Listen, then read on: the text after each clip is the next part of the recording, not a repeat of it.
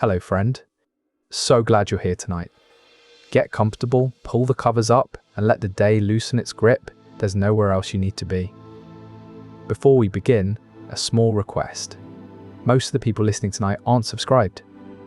If this channel has ever helped you drift off, take a moment to subscribe and tap the like button on tonight's video. Both are free, they take 2 seconds, and they help this channel more than you'd think. And you can always change your mind later. And if you feel like it, leave a comment telling me where in the world you're listening from and what time it is where you are. I love reading them. July 20 or 21, 356 BCE, a future conqueror was born in the ancient capital of Macedonia. This baby boy would grow up to be known as Alexander the Great. His birthplace, Pella, is located in the northern part of modern-day Greece. The city was the capital of the Kingdom of Macedon and would play a pivotal role in his early life. Before delving into Alexander's extraordinary journey, let's meet his parents, Philip II of Macedon and Olympias. Philip II was born in 382 BCE and was known for his military prowess. Under Philip's leadership, Macedonia expanded significantly. He created the Companion Cavalry, an elite force that would later be instrumental in Alexander's conquests. Alexander's mother, Olympias, was born into the royal family of Epirus and brought her own dynastic connections to the marriage. Her influence would also shape Alexander's upbringing. Alexander's parents provided him with a strong foundation for his future endeavours. Philip II's military campaigns instilled in Alexander the art of warfare, while Olympias ensured he received an education befitting a king. But this idyllic setting would not last forever. In 336 BCE, Alexander's father Philip II was assassinated during a grand celebration in Eschate. This shocking event set the stage for what would become Alexander's meteoric rise to power. Upon hearing of Philip's death, many states including Thebes and Athens revolted. They saw an opportunity to reassert their independence. This left young Alexander with a significant challenge: to secure the throne and quell the rebellions. Alexander, only 20 years old at the time of his father's death, was proclaimed king by the Macedonian noblemen and army. His first order of business would be to stabilize the kingdom and suppress the revolts. Despite his youth, Alexander showed remarkable leadership skills. He quickly set out on a campaign to subdue the rebellious states. This campaign would be the first step in his journey towards becoming one of history's greatest conquerors. Alexander's early life was marked by both privilege and adversity. The lessons he learned from his father and the challenges he faced set the foundation for his future conquests. But Alexander's legacy would not be defined by his early life alone. His journey was just beginning. As we delve deeper into his story, we will witness how he transformed from a young prince into the legendary Alexander the Great. One more thing before we begin. I'm also a co-founder of a sleep app, built to be the most affordable one out there. No ads, ever. Just sounds and stories made to help you sleep. It may not be released yet as this video goes up, but if you're watching a little later, it might be out by now. It's called Dozily, and the link is in the description. It works on iPhone, Android, and everything in between. Downloading it is the best way to support this channel. In the year 359 BCE, a king named Philip II sat on his throne in Eschate, a city nestled within the ancient kingdom of Macedonia. By then, he had already begun to mastermind something extraordinary: the invasion of Persia.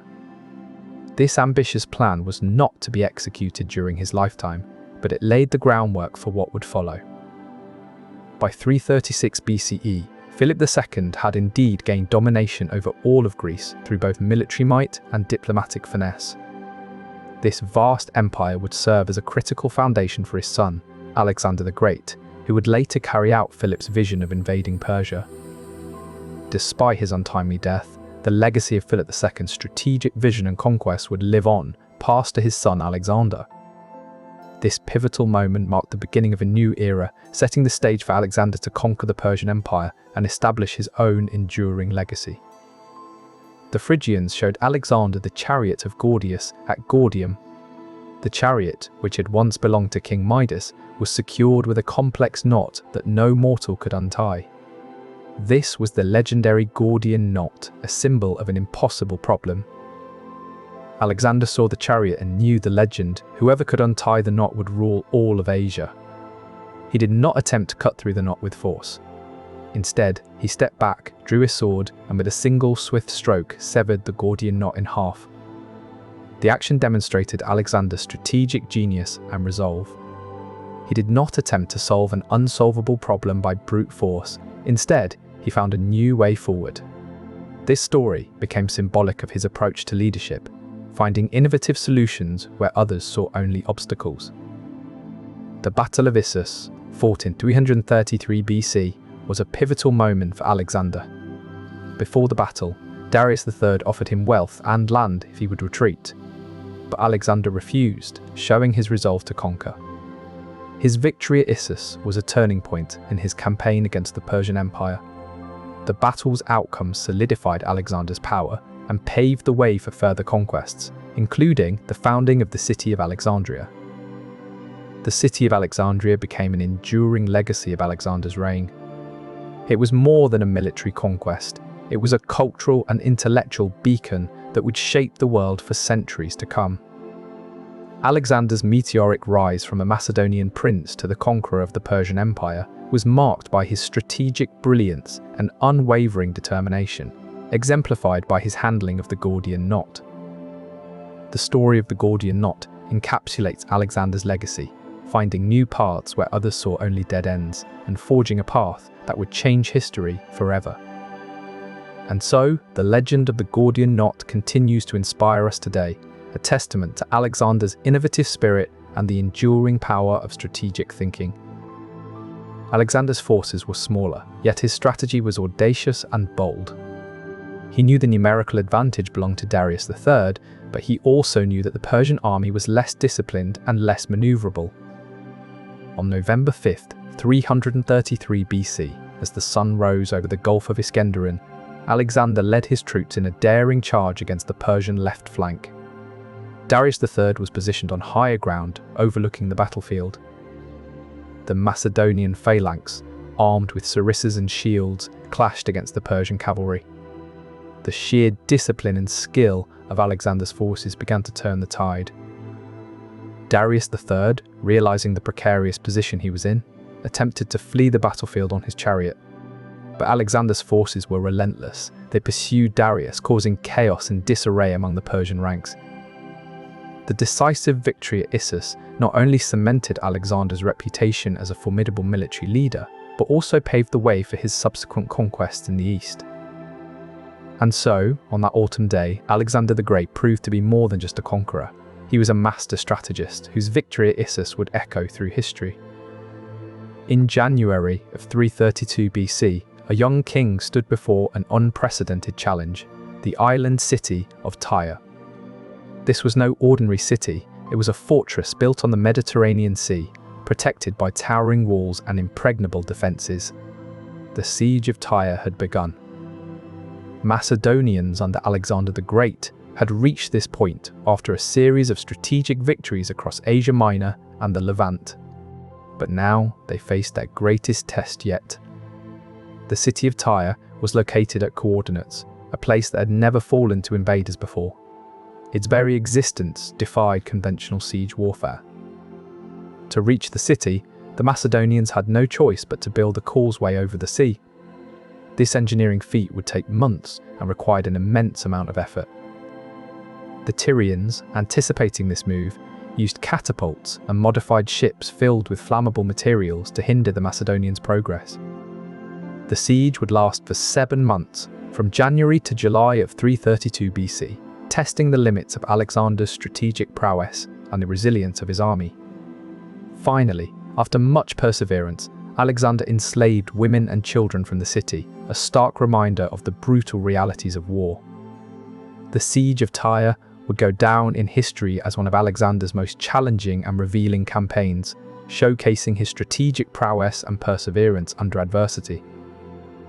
The city of Tyre, an island fortress off the coast of Phoenicia, posed a significant challenge. It had withstood sieges for centuries, making it one of the most formidable strongholds in the region. After subduing Tyre, Alexander moved on to Egypt, where he founded Alexandria in 332 BC. This city would become the center of Hellenistic culture and learning, housing the famous Library of Alexandria. Alexander's strategic vision was evident in his choice of location for Alexandria. Situated near the mouth of the Nile, it connected the city to vital trade routes and ensured its prosperity. The enduring legacy of Alexander's conquests and his foresight in founding Alexandria cannot be overstated. The city became a beacon of knowledge and culture, shaping the world for centuries to come. Alexandria stands as a testament to Alexander the Great's meteoric rise, from a Macedonian prince to the conqueror of the Persian Empire, leaving an enduring legacy that continues to resonate today. At just 20 years old, Alexander ascended to the throne of Macedon after his father's assassination. Alexander's reign saw him conquer vast territories, from Greece to Egypt and India. He was not just a conqueror, but also a visionary who established cities named after him.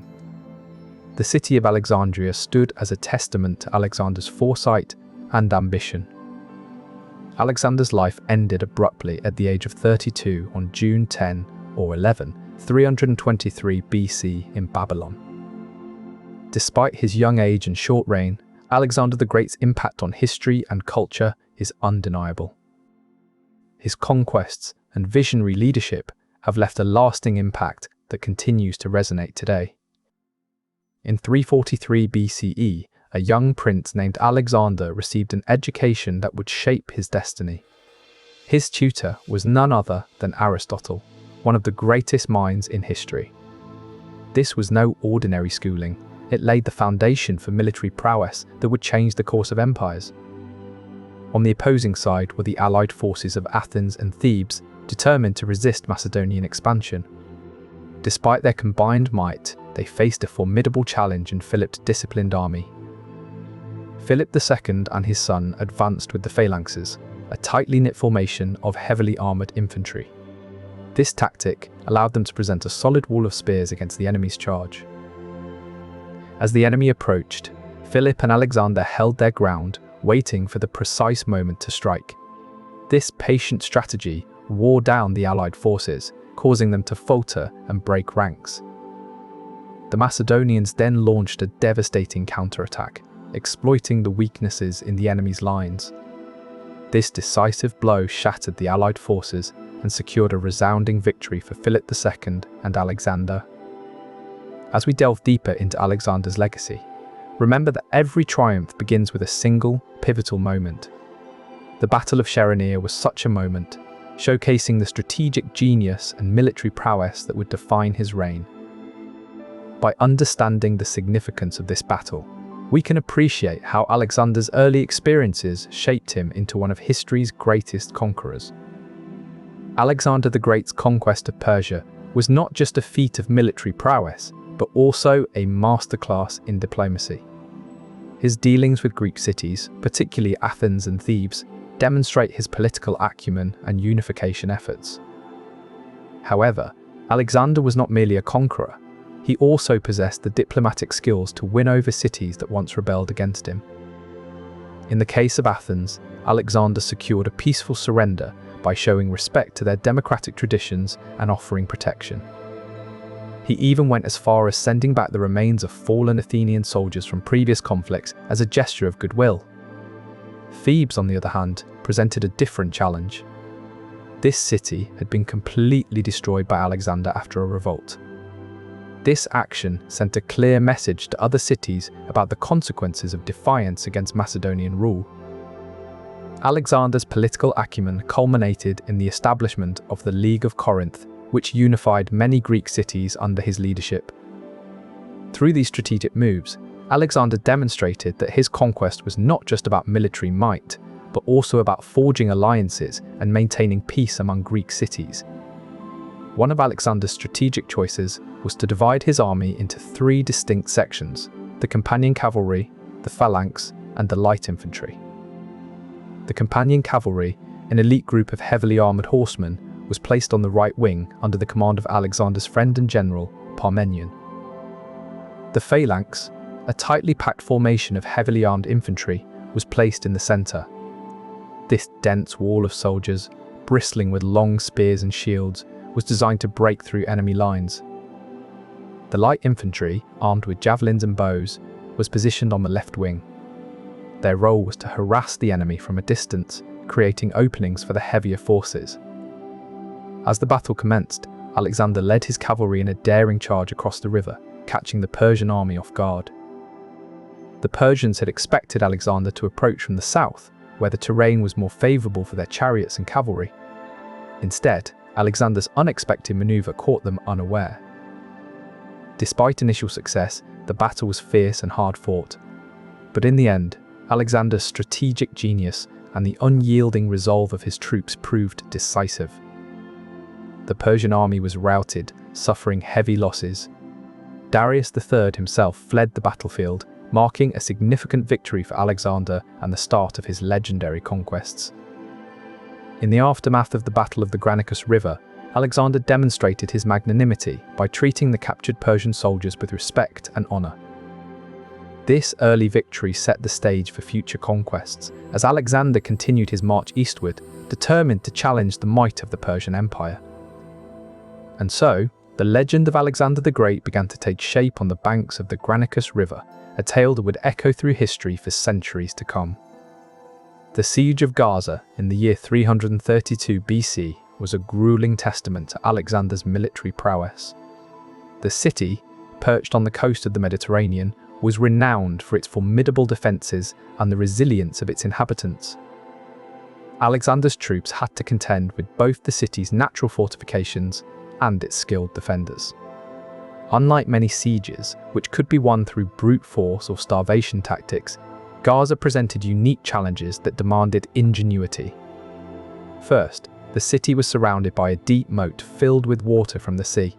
This moat made it nearly impossible for Alexander's siege engines to approach the walls directly. Secondly, Gaza's towering stone walls were designed to withstand heavy assaults. Alexander knew he couldn't breach these defences with his current resources. Undeterred, Alexander deployed a strategy that showcased his adaptability and resilience.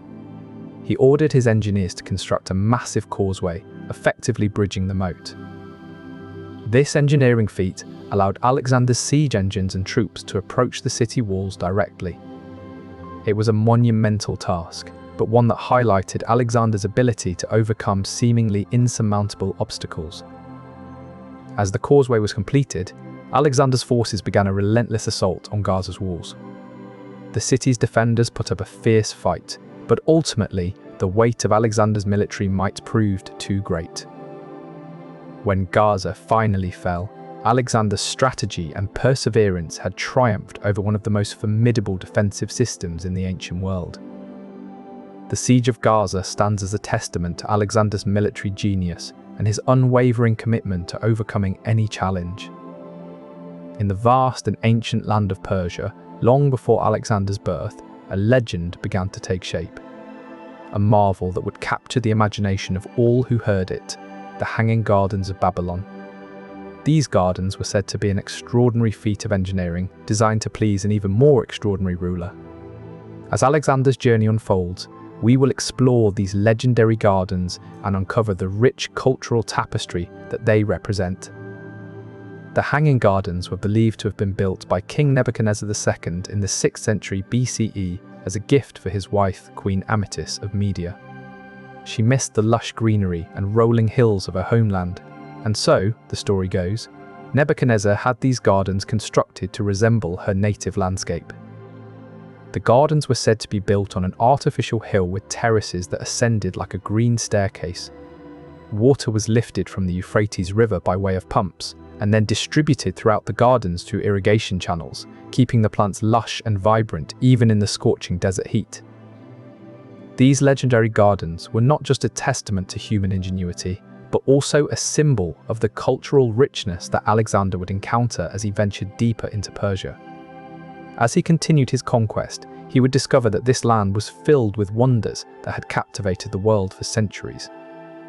From the grandeur of Persepolis to the wisdom of Zoroastrian philosophy, Alexander's journey through Persia introduced him to a civilization that had left an indelible mark on history. And as he stood at the crossroads of these cultures, the Hanging Gardens served as a reminder of the human capacity for creation and innovation in even the harshest of environments. Their enduring legacy would live on long after Alexander's conquests, inspiring generations with the vision of a paradise created in the midst of a desert. As we continue to explore his journey, we will see how these cultural encounters shaped not only his conquests, but also his understanding of the world. In the summer of 330 BC, Alexander the Great faced one of his most daunting challenges, crossing the mighty Oxus River. This wasn't just any river, it was a formidable barrier that had halted many an army before him.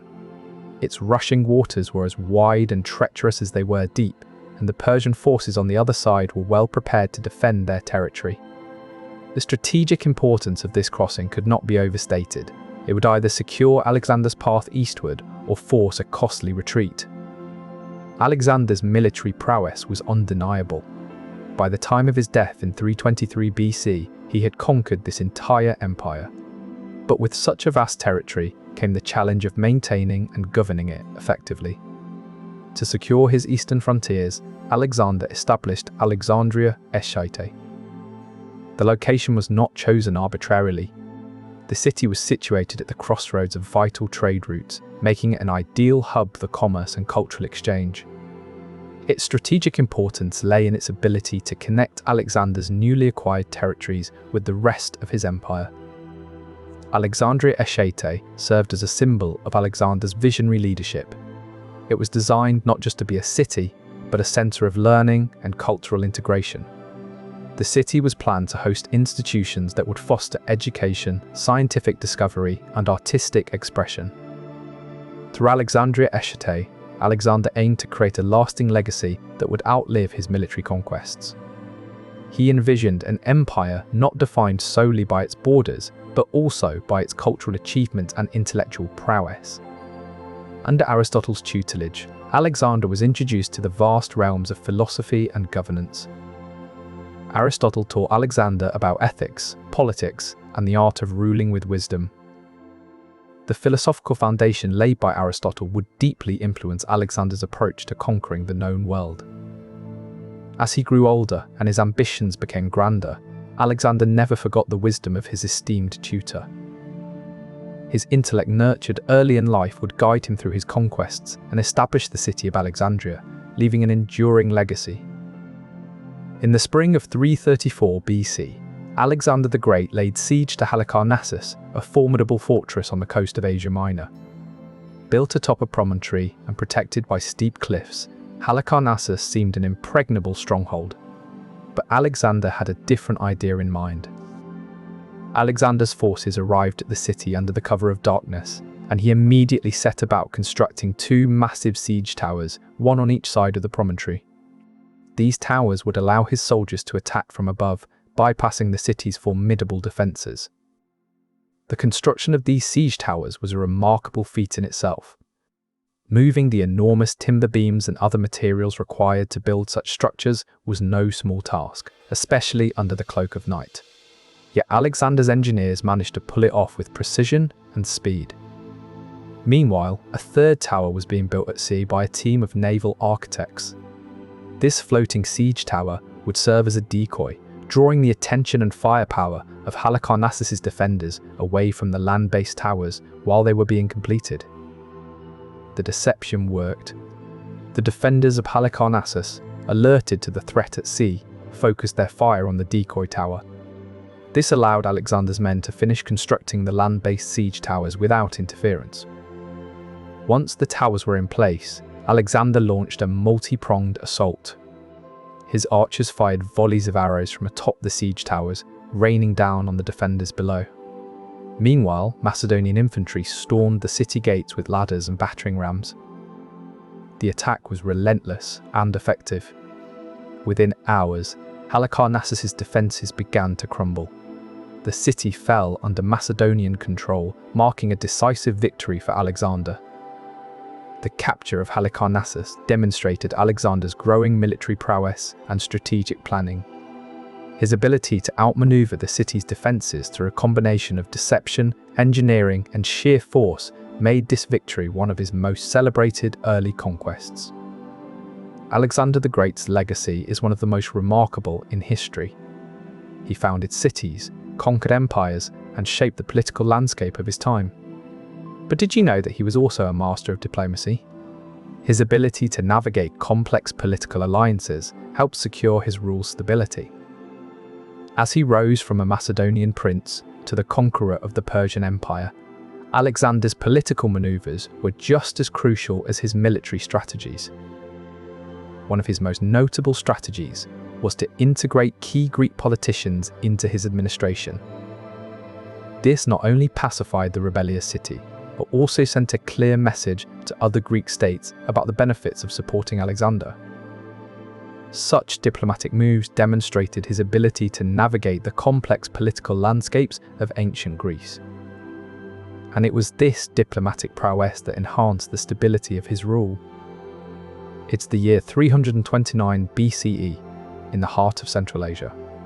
A vast army marches towards the ancient lands of Bactria and Sogdiana, led not by a local ruler, but by a young Macedonian prince named Alexander. His aim?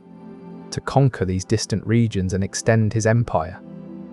Bactria, a land of stark beauty with its towering mountains and vast deserts, is not easily conquered. The Macedonians face numerous challenges, from harsh terrain to fierce resistance from local tribes. Alexander's strategy is a mix of brute force and clever alliances. He subdues the local rulers who refuse to bend the knee by military might, but he also forges alliances with those who choose to join him willingly. Alliances with local rulers prove crucial, as they provide valuable intelligence about the land and its people. The Macedonians also face logistical challenges in these distant lands. Supplies must be transported over vast distances and through treacherous terrain. Despite these obstacles, Alexander's forces march on, driven by his unyielding resolve and adaptability. By the end of this campaign, Alexander will have extended his empire to the farthest reaches of Asia, from Greece all the way to Bactria and Sogdiana. His name will echo through these lands as a testament to his meteoric rise and adaptability. The conquest of Bactria and Sogdiana marks a turning point in Alexander's journey, illustrating his capacity to adapt and overcome any obstacle. The Battle of Hydaspes resulted in one of Alexander the Great's most significant victories.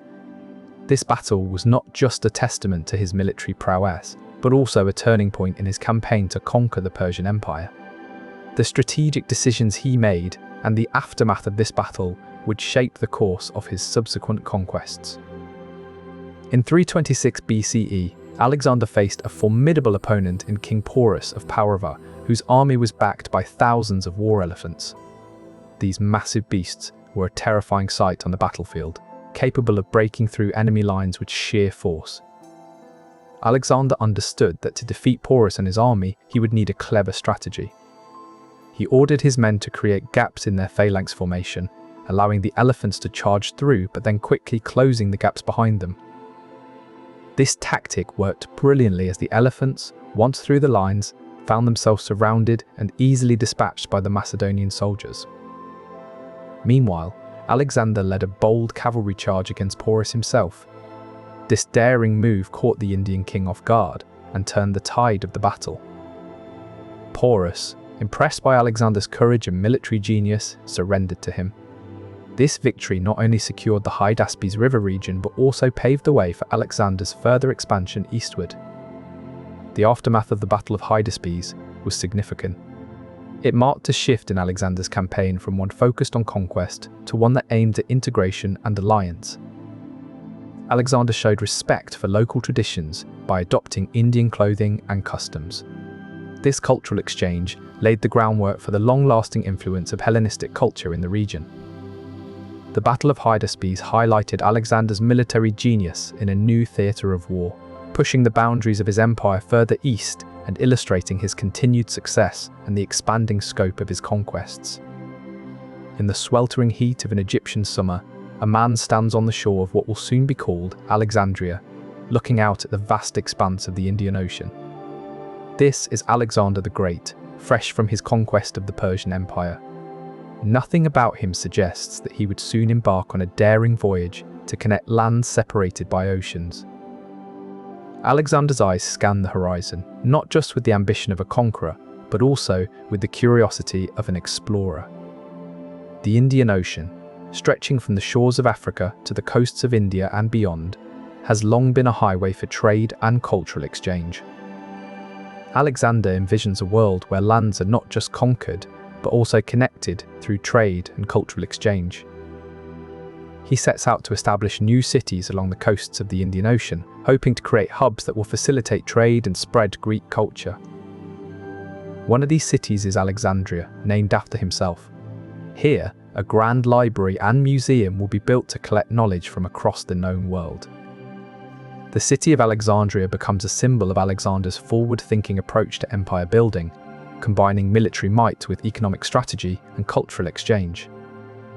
By the end of his life, Alexander's vision for a connected world under his rule begins to take shape. His voyages and the cities he established leave a lasting legacy that will influence trade and cultural exchange for centuries to come. As they reach the city of Opis in Mesopotamia, fatigue and discontent begin to fester among the soldiers. The journey has been long, the conditions harsh, and the promise of a swift victory seems to fade with each passing day. The breaking point comes when Alexander orders his men to perform a ritual in honor of Dionysus, the god of wine and celebration. Many soldiers see this as a further strain on their already worn-out bodies and spirits. Rumors spread like wildfire through the ranks, whispers of rebellion, grumbles about Alexander's leadership, and murmurs of a hidden resistance that refuses to submit. The once unified army begins to fracture under the weight of their weariness and disillusionment. Alexander, sensing the growing unrest, takes immediate action. He calls for a meeting with his most trusted commanders, seeking counsel on how to quell the mutiny before it escalates into full-blown revolt. The strategy is clear and decisive. Alexander will lead his men in a daring assault on the nearby fortress of Gaugamela, a stronghold that had long been a thorn in their side. By rallying his troops around a common enemy, he hopes to rekindle their spirit and restore their loyalty. The battle is fierce but ultimately successful. The fortress falls, and the soldiers celebrate their victory with renewed vigor. In this moment of triumph, Alexander seizes the opportunity to reconnect with his men. He reminds them of the battles they have fought together, the lands they have conquered as one, and the glory that awaits those who stand by him. His words resonate deeply with the soldiers, who begin to remember why they followed Alexander in the first place. The atmosphere shifts palpably as the army reunites under their leader's inspiring guidance. The mutiny is quelled, and a new sense of unity and purpose takes hold within the ranks. In the aftermath, Alexander learns valuable lessons about maintaining morale during long campaigns. He understands that leadership is not merely about conquering lands, but also about nurturing the spirit of his men. His resilience and strategic prowess in managing internal conflicts demonstrate why Alexander remains one of history's most revered military leaders, capable of maintaining a cohesive army across vast distances and diverse cultures. Yet even as they move forward towards new challenges, the echoes of Opis serve as a reminder. Unity and resilience are the pillars upon which empires stand or fall. His closest advisors gathered around him, their faces etched with concern. They knew that if Alexander succumbed to this illness, the future of his vast empire would be in peril. Alexander's conquests had brought together lands and cultures that had never before been united under a single ruler. From Greece to Egypt to India, his empire was the largest the world had ever seen. But as Alexander lay on his deathbed, a question loomed large: who would succeed him? The debate over succession was about to begin, and it would shape the future of the world. Among the key figures involved in this power struggle was Hephaestion, Alexander's closest friend and general. Yet even with his deep affection for Hephaestion, Alexander had no clear heir apparent. The eventual division of the empire would be a complex and bitter affair, but it was the legacy of Alexander's political vision that would endure. As Alexander took his final breaths, the fate of his empire hung in the balance. His conquests had changed the course of history, and the decisions made in the wake of his death would echo through the ages. To shape the future king, Philip turned to none other than Aristotle, one of the greatest philosophers of all time. Under Aristotle's tutelage, Alexander would receive an education that was as rigorous as it was enlightening. Alexander was taught the intricacies of philosophy and politics, learning to navigate the complexities of power and influence. He delved into the works of Homer, memorizing tales that would later inspire his own conquests. But Aristotle's teachings were not confined to the realms of thought alone. He also imparted wisdom on medicine and military strategy, equipping Alexander with the knowledge needed to lead his people effectively. Under Aristotle's guidance, Alexander grew into a formidable leader, possessing both the intellectual prowess of a philosopher and the strategic acumen of a seasoned general. These lessons would lay the foundation for Alexander's future conquests. As he stood on the cusp of greatness, every step he took was informed by the wisdom of one of history's greatest minds. As the sun rose over Macedonia, a new chapter in world history began to unfold. And at its center stood a young man who was ready to change the course of civilization forever. But that is a story for another time. The Granicus, a tributary of the Halys, was Alexander's chosen battleground. Its banks were steep and treacherous, ideal for his strategy against the Persian heavy cavalry. Alexander knew that to defeat Darius III's forces, he needed to deploy a tactic that would turn the terrain into an ally. Alexander ordered his army to form a tight phalanx, a dense formation designed to withstand cavalry charges. By positioning themselves on the elevated ground, the Macedonians could maintain their cohesion while the Persian cavalry struggled in the uneven terrain. The Persian cavalry was renowned for its skill and aggressiveness. However, their maneuverability was severely hindered by the steep banks of the Granicus. Alexander's strategy was simple but brilliant: let the terrain do the work. As the battle commenced, the Persian cavalry charged with full force, expecting to break through the Macedonian lines. But the steep banks slowed their momentum, allowing the tightly packed phalanx to maintain its formation. The Persians found themselves unable to execute their trademark maneuvers effectively. The Macedonian spears and shields were a formidable barrier, further enhanced by the challenging terrain. The battle turned in favor of the Macedonians as the Persian cavalry became disorganized and vulnerable. This was a decisive moment that showcased Alexander's military genius. Alexander's victory at Granicus marked a turning point in his conquests. His adaptability and strategic prowess demonstrated why he would go on to become one of history's greatest military leaders. As you drift off tonight, remember that sometimes it's not about brute force, but about using what you have to your advantage. Alexander the Great, heir to Macedon's throne, was not just a military conqueror, but also an insatiable seeker of knowledge. He believed that true power came not only from military might, but also from understanding the world and its wonders. His fascination with philosophy, science, and art was legendary among his contemporaries. Alexander patronized scholars like Callisthenes, who traveled with him on campaigns to document the world they encountered. In each city he conquered, Alexander established libraries, believing that the spread of knowledge was as important as the spread of his empire. His holistic approach to conquest blended military power with cultural influence, creating a legacy that endures to this day. Even in the midst of battle, Alexander would often retreat to his tent to pore over philosophical texts and treatises on science. The establishment of Alexandria, Egypt's great library, stands as a testament to Alexander's belief in the power of knowledge to shape the world. His legacy continues to inspire us to explore the mysteries of the universe and understand our place within it. Worshipping Egyptian gods like Amun-Ra was not just an act of personal validation for Alexander, it was also a strategic move to secure the loyalty of his new subjects in Egypt. By embracing their religious traditions and incorporating them into his own rule, he forged a bond between himself and the local population that transcended cultural boundaries.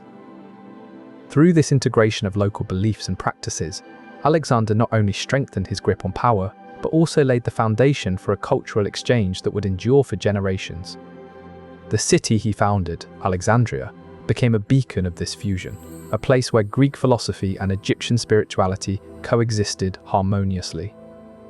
The city's library alone was a testament to this blend, housing works from both civilizations and attracting scholars from across the known world.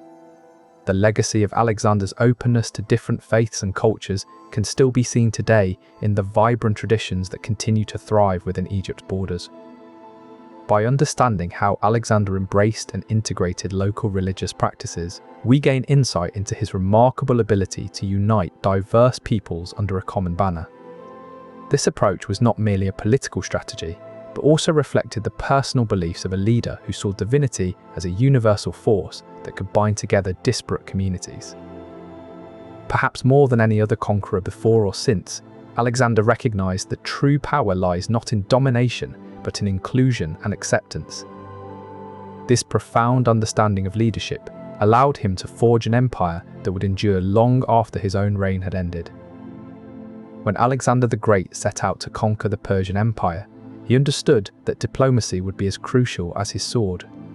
This was no mere political maneuvering. It was a strategic masterstroke that shaped the course of history. His strategy involved forging alliances with local leaders who could help maintain peace and stability in the conquered lands. This was not simply a means of avoiding conflict, it was a sophisticated way of governing a diverse empire. Take, for example, his dealings with the Scythians. These nomadic warriors posed a significant threat to Alexander's northern borders. Rather than risking a drawn-out conflict, he chose diplomacy. He sent an emissary to the Scythian king with gifts and a message of friendship. In return, the Scythians offered Alexander their daughter in marriage. This alliance not only secured Alexander's northern frontier, but also brought him closer to the powerful Sogdian kingdom, which he would later conquer. After securing the throne following Philip's assassination, Alexander swiftly dealt with rebellious city-states like Thebes and Athens. However, he also demonstrated clemency and strategic forgiveness. His pardon of the Thebans after their revolt was a shrewd political move that showed both mercy and strength. In this way, Alexander's diplomatic skills ensured that his empire was not merely held together by force, but also bound by loyalty and mutual respect. This approach culminated in the founding of Alexandria in Egypt, a city that would become a beacon of cultural exchange and intellectual enlightenment. Through his visionary use of diplomacy, Alexander the Great not only conquered lands, but also laid the foundation for a unified empire that would leave a lasting legacy. As we delve deeper into his journey, it becomes clear that Alexander's conquests were not just about military might, but also about the art of diplomacy, a crucial component of his empire-building strategy. Cyrus the Great's conquests laid the foundation for one of history's most expansive empires, but Alexander's reign would see its economic might soar to unprecedented heights. His economic policies encouraged growth and stability, making cities like Alexandria hubs for commerce and culture. The city of Alexandria, founded in 331 BCE, became a beacon of learning and intellectual exchange, drawing scholars and merchants from across the known world. Through these policies, Alexander's empire not only expanded geographically, but also economically, creating a lasting legacy of prosperity and innovation. These innovations showcase Alexander's mastery of combined arms and adaptive warfare. His approach to cavalry charges was equally groundbreaking, using swift maneuvers to catch enemies off guard. These innovations influenced future military leaders, leaving an enduring legacy on the art of war. In the chaos that followed, Alexander's generals, known as the Diadochi, fought bitterly among themselves for control of his empire. Before the legendary city of Alexandria stood, Alexander the Great was not yet a king, but a prince. His rise to power would be marked by strategic alliances and political acumen that would forever change history. To solidify his power and unite the eastern territories he conquered, Alexander married three prominent women, Roxana, Statira, and Parysatis. Each marriage served a strategic purpose. Roxana was the daughter of Oxyates, a nobleman from Bactria, a region in modern-day Afghanistan. This union, ensured that Alexander's influence extended into Central Asia. Parysatis, Darius III's youngest daughter, was also married to Alexander to further solidify his ties with the Persian nobility and seal his claim over the vast Achaemenid Empire. This city would become a hub for learning, culture, and trade, forever linking east and west under the banner of one empire, an enduring symbol of Alexander's political acumen. The visionary architect, Dinocrates, laid out the city in a precise grid pattern, with two main streets intersecting at right angles. At the heart of this grid stood the Library of Alexandria, a marvel of its time, housing hundreds of thousands of scrolls from all over the ancient world. Beside the library was the Mausion, a temple dedicated to the Muses, goddesses of learning and arts. Alexander foresaw a future where knowledge and culture would flourish, and his city would become the embodiment of that dream. The legacy of Alexandria persists to this day, a testament to Alexander's foresight and his commitment to creating a center for learning and culture. As we delve deeper into the city's history, one cannot help but marvel at the visionary planning that went into its design. By the end of tonight's journey, you will understand how Alexander's foresight laid the foundation for one of the most influential cities in history. Alexander's forces faced a dilemma: how to breach the fortifications of Tyre and claim the city. The conventional methods seemed insufficient. One of Alexander's most notable innovations was the use of a new type of pike known as the sarissa. This weapon was longer and more versatile than traditional spears. The sarissa allowed Macedonian soldiers to fight at a greater distance, providing them with an advantage over their enemies who were equipped with shorter weapons. Additionally, Alexander employed a combined arms approach, integrating infantry, cavalry, and siege engines to overwhelm Tyre's defences. Siege engines were used to bombard the city walls, while infantry and cavalry worked together to wear down the defenders. After months of relentless assault, Alexander's forces finally breached the walls of Tyre and captured the city. The Siege of Tyre underscores Alexander's revolutionary approach to warfare, combining innovative weapons with strategic tactics that turned impregnable fortresses into conquered cities. But the story of Alexander's conquests didn't end with his military victories. It was just beginning. His conquests opened the Silk Road, a vital trade route stretching from Europe to China, facilitating not just commerce, but also an unprecedented exchange of ideas and cultures. This newly connected world saw the flourishing of markets, as goods and luxuries once unimaginable to Europeans became commonplace. Alexander's establishment of the city of Alexandria in Egypt further amplified these effects. Named after him, Alexandria became a hub of learning and trade, attracting scholars and merchants from across the known world. This dynamic city, built on the shores of the Mediterranean Sea, marked the birth of Hellenistic culture, a fusion of Greek and Eastern elements that would spread far and wide. The far-reaching effects of Alexander's conquests on global commerce were profound and enduring. They set in motion an era of cultural and economic interconnectivity that would shape the world for centuries to come.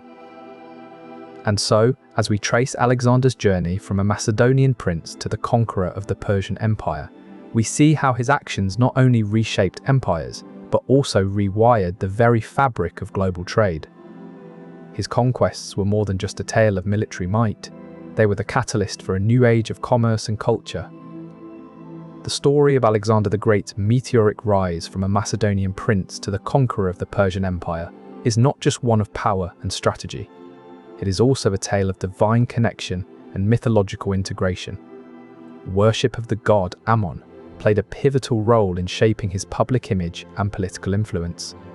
Tonight, we explore how Alexander the Great cultivated this divine aura for gain. But it was not just his military prowess that would make him legendary. Alexander's divine lineage claims and integration into Egyptian mythology added a layer of mystique to his reign. In 331 BCE, Alexander made a pilgrimage to the Oracle of Ammon at Siwa in Egypt.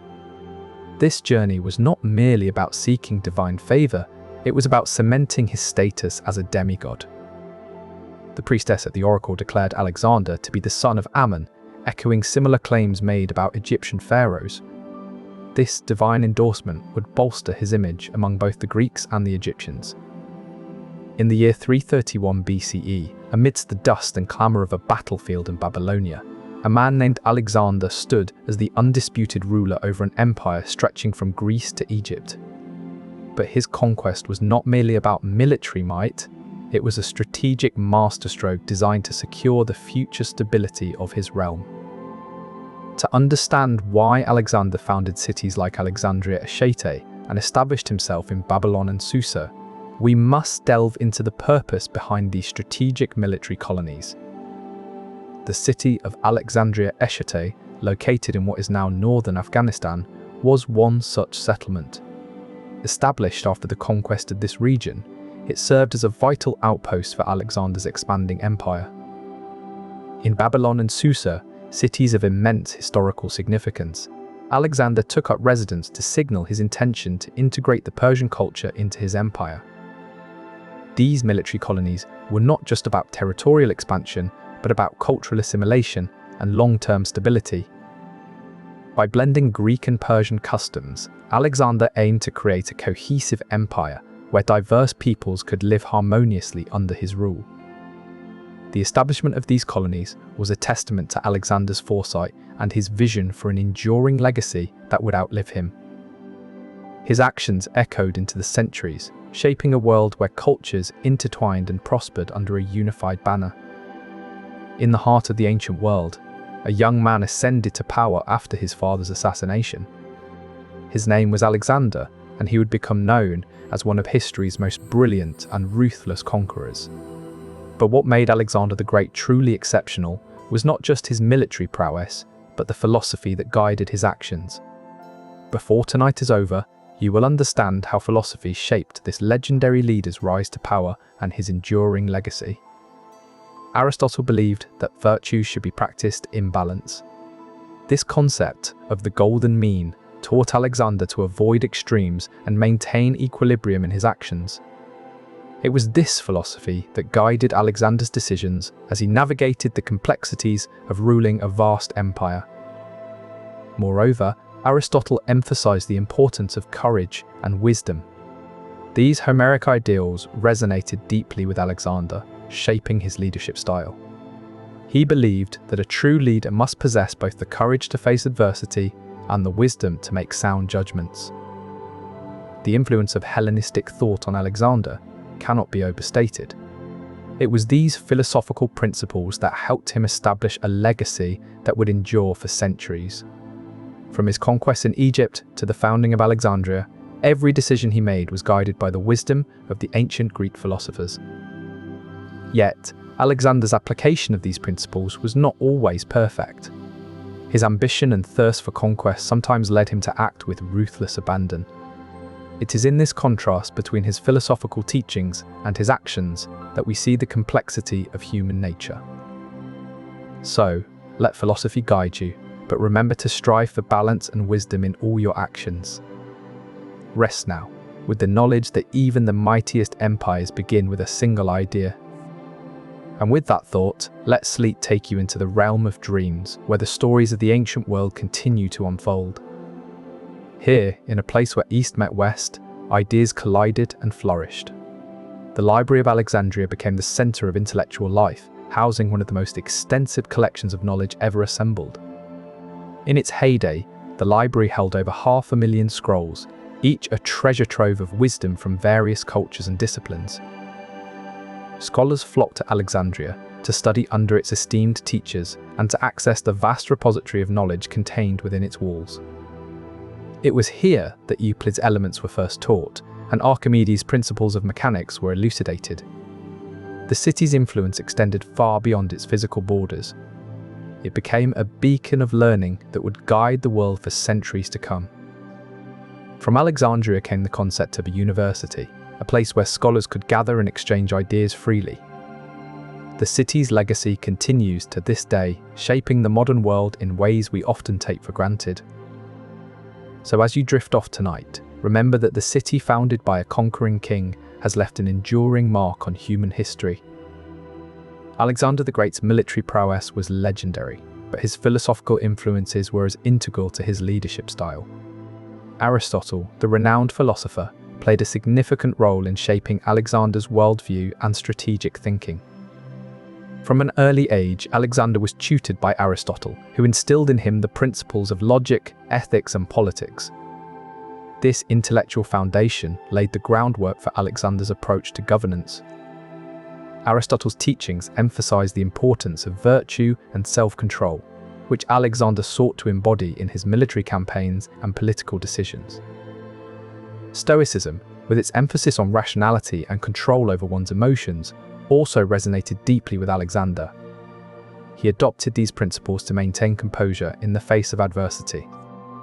Alexander's conquest of Tyre, for instance, demonstrated his adherence to Stoic ideals. Despite facing a challenging siege, he remained steadfast and calculated in his approach. Macedonian military traditions, too, were rooted in philosophy. The phalanx formation, for example, required precise execution and discipline, virtues that Alexander held in high regard. These philosophical influences guided Alexander's decisions throughout his reign.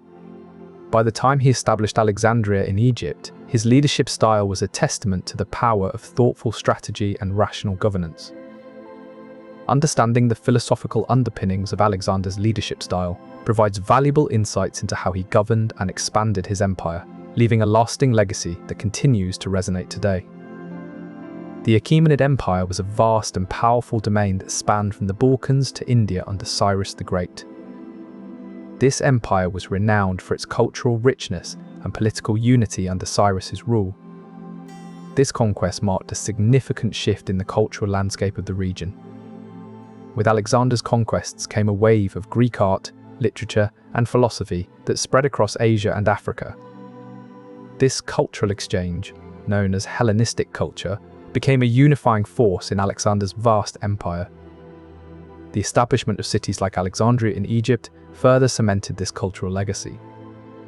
Today, the influences of Hellenistic culture can still be seen in art, architecture, and intellectual thought across the world.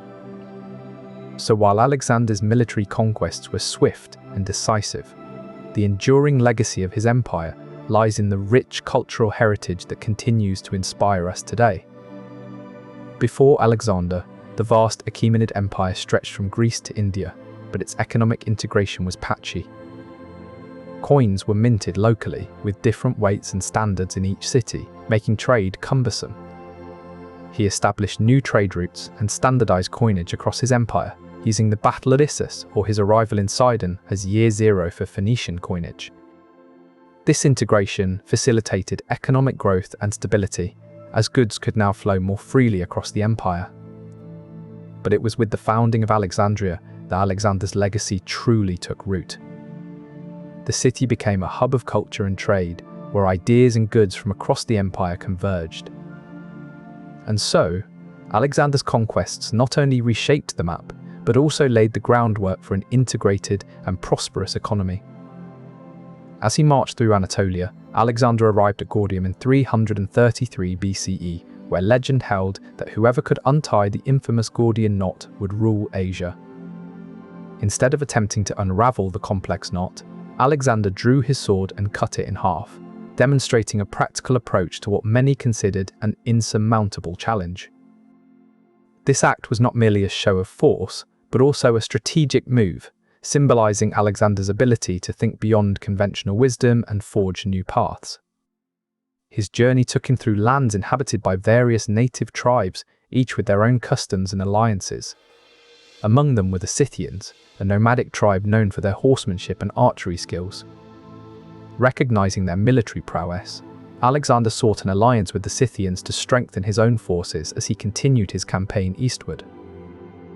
Further east, in what is now Afghanistan, Alexander encountered another formidable tribe, the Sogdians, skilled mountain dwellers who had mastered defensive warfare from their rock fortresses. Alexander's strategy shifted here. Instead of assaulting the seemingly impregnable forts, he offered peace terms that would ensure safe passage and future cooperation.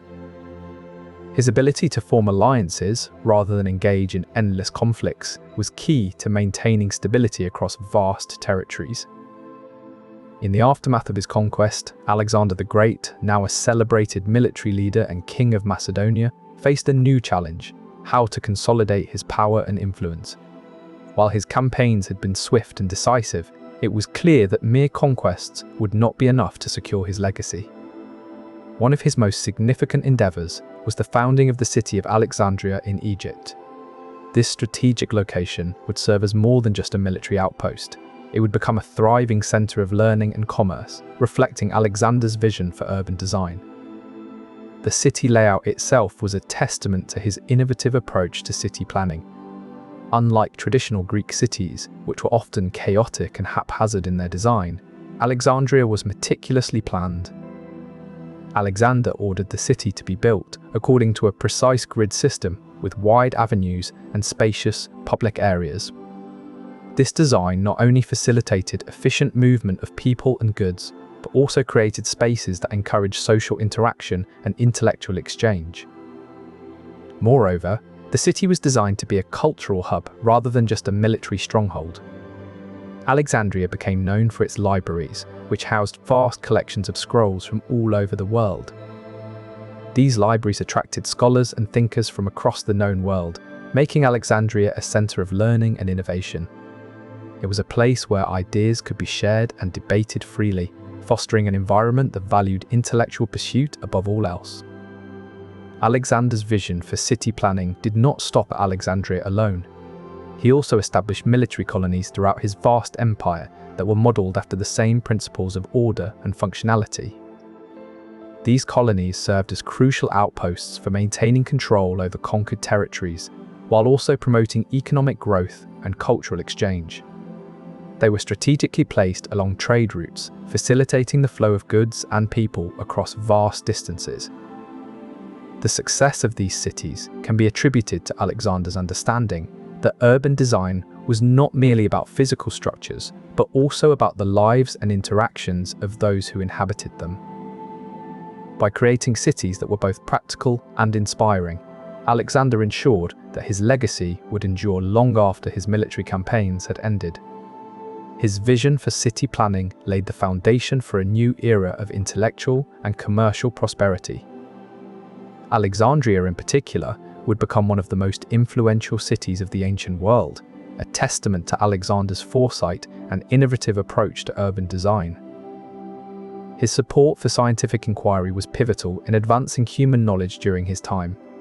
He backed expeditions that explored the far reaches of the known world, charting new territories and expanding geographical understanding. Geographers under his patronage documented previously uncharted lands, creating detailed maps that would serve as foundational references for centuries to come. Alexander's interest in astronomy led him to support astronomers who made significant contributions to the field of celestial navigation and the study of the stars. His patronage also extended to natural philosophers who sought to understand the underlying principles of the natural world.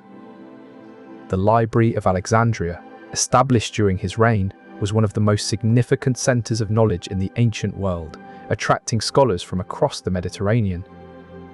The establishment of this city marked a turning point in the history of science and exploration, setting the stage for future generations of scholars to build upon the foundations laid during Alexander's time. By supporting these endeavors, Alexander ensured that his legacy would not be confined to military victories alone, but would encompass the profound advancement of human understanding and knowledge. In the summer of 334 BC, Alexander the Great stood at the foot of Mount Ida in what is now modern Turkey. He had just conquered a vast territory spanning from Greece to Egypt, all the way to the banks of the Indus River in India. This was not just a military victory, it was a momentous cultural clash. Alexander had brought with him Greek philosophers, scholars, and artists. The mountain was sacred to the Greeks, the home of the goddess Cybele. But for the Persians who once ruled this land, it held a different significance. Persian beliefs saw Mount Ida as a holy place, a symbol of their empire's might and divinity. Alexander, by standing there, was making a bold statement. This wasn't just about territorial conquest, it was about religious syncretism, the blending of different belief systems. Alexander's empire brought together Greek, Egyptian, and Persian beliefs under one vast umbrella. This fusion fostered a unity that was both cultural and religious. Here, the Library of Alexandria was established, a monument to intellectual exchange and learning that attracted scholars from around the world. Religious tolerance within Alexander's empire did not just foster cultural diversity, it also laid the groundwork for intellectual advancement.